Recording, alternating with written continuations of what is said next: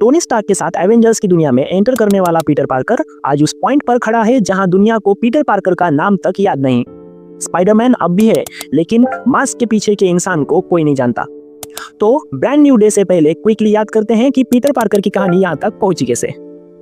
Peter की MCU journey शुरू हुई कैप्टन अमेरिका सिविल वॉर से। क्वींस का एक टीनेजर होममेड सूट में अपने लेवल पर लोगों की हेल्प कर रहा था। तब टोनी स्टार्क खुद उसके घर पहुंचता है।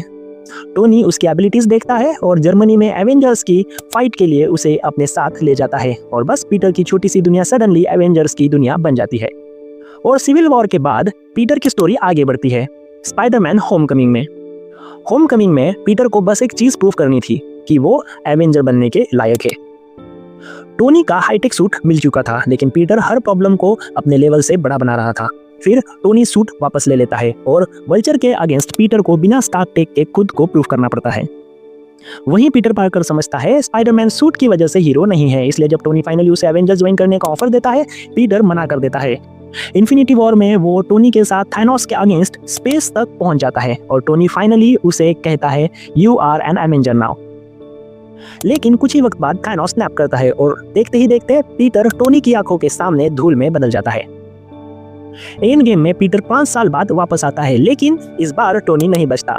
जिस इंसान ने पीटर को एवेंजर्स की दुनिया में लाया था, पीटर उसी मेंटोर को खो देता है। स्टोरी आगे बढ़ती है स्पाइडरमैन फार फ्रॉम होम में। पीटर नॉर्मल टीनेजर की लाइफ में लौटना चाहता था, लेकिन मिस्टेरियो ने उससे वो भी छीन ली।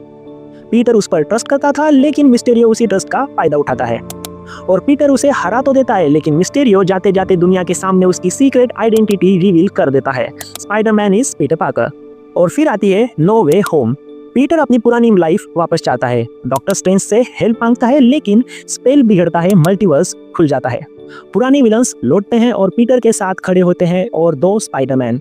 लेकिन इसी जर्नी में पीटर अपनी जिंदगी के सबसे इंपॉर्टेंट लोगों में से एक आंट मे को खो देता है और एंड डॉक्टर स्ट्रेंज स्पेल करता है और दुनिया पीटर पार्कर को भूल जाती है।